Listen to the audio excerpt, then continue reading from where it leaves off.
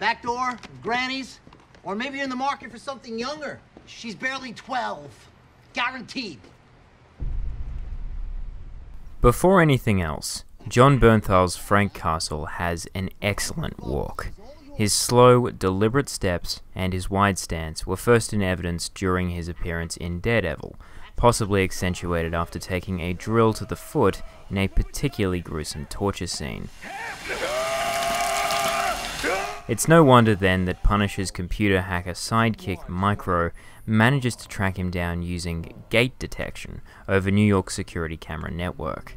Really, it's surprising the police weren't describing Frank's saunter on the news when they were trying to catch him. Punisher's press tour and launch were delayed after the shooting in Las Vegas. Clearly, someone in charge was aware that this kind of celebration of violence could not be gotten away with without accusation of shenanigans, and Punisher does not shrink from the feast.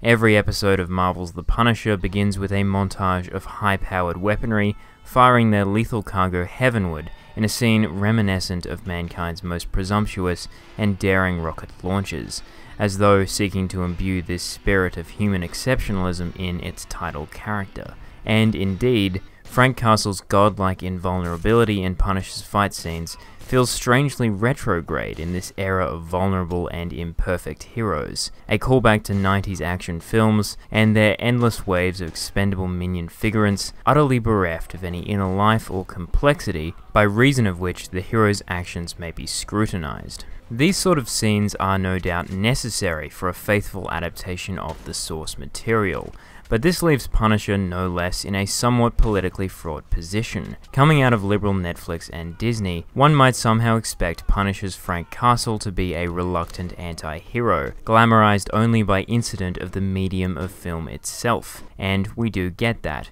briefly, in Punisher's opening episode, before Frank returns to the fray, gleefully dispatching his foes, at times with dry one-liners. I don't know anything. Fair enough. But generally, Punisher does not adopt such an absolutist approach to its subject matter. Instead of relying on the reluctance of its hero to insulate it from criticism, Punisher, in its best moments, attempts a discussion about the nature and necessity of gun violence in American society and the radicalization of its youth.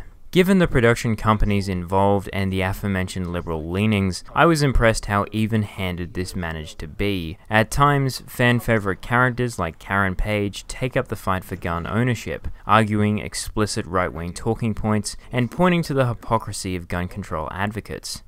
You're a gun owner, right? Yes. Fully licensed and known to the NYPD. Can I ask why? Personal safety. Society should provide that.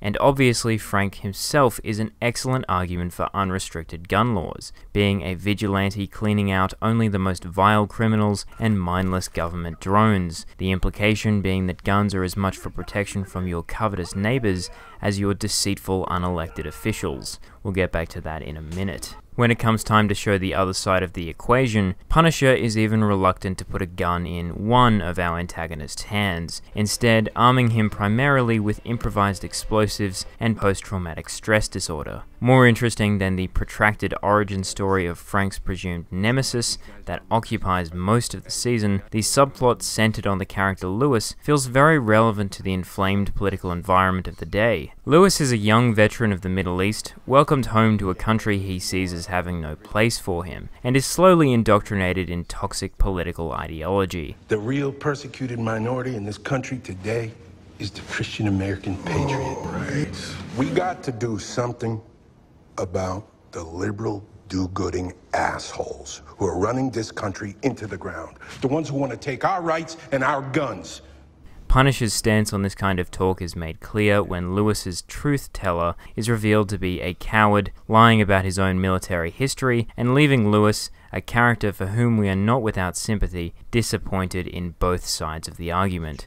Lewis's inability to engage with the discussion or meaningfully interact with the world is precluded by his reliance on violent means. Punisher brings this into sharpest relief during one of its quieter moments, in which Lewis opens a birdcage and attempts to free its occupant, having murdered the pet's owner moments earlier. but given the opportunity of freedom for this domestic pet, the bird remains sat on its perch without displaying any desire to fly away. This seems to baffle Lewis as he makes repeated effort to free the creature, but it remains in place.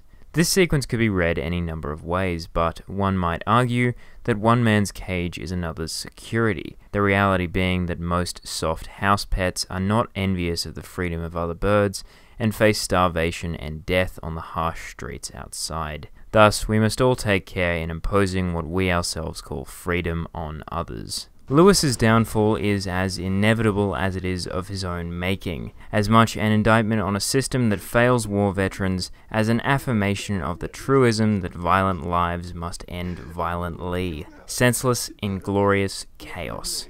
While it may be tempting for many of the young men in the audience, fueled by testosterone and carrying considerable invincibility complexes, to see themselves in Frank Castle, they may do better to fit themselves into the tragic counter-narrative of Lewis.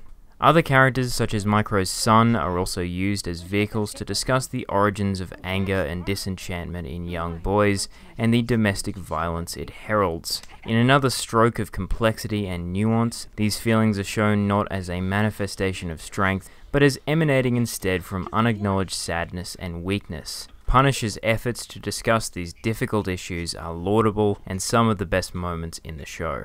All of this good work is perhaps the reason the onslaught of violence and the casualness of killing is so forgivable in the show's pulpiest sections. However, it is still jarring to see such a socially conscious show romance weaponry and the act of violence as much as it does. During an extended and gorgeous torture sequence in a later episode of the season, we see Frank's mind move between the brutal beating he is receiving and a love scene with his dead wife. The ease and effortless execution of this juxtaposition only serves to underscore how closely associated violence is with sex and romance in the mind of Frank Castle and the masculine culture which he represents. That brings us back to the expendable teams of special operatives glibly dispatched throughout the season. In this age of defecting stormtroopers, it has become almost unusual to see no attempt made to humanize the villainous element, and disconcerting to see the unambiguous deaths of otherwise innocent minions whose only crime was the misfortune of being hired by a rogue government agency. Moreover, Frank's near-complete pardon by season's end only further demonstrates the disposability of these men's lives and proves that America still has need of an everyman with a gun, perhaps now more than ever. The coexistence of these competing narratives makes Punisher an interesting, if not entirely successful experiment, but a very fine metaphor for a modern America's uneasy relationship with guns and gun violence. A romance by any other name, which began with constitutionally enshrined hopes and ended when those same weapons were turned back on their wielders.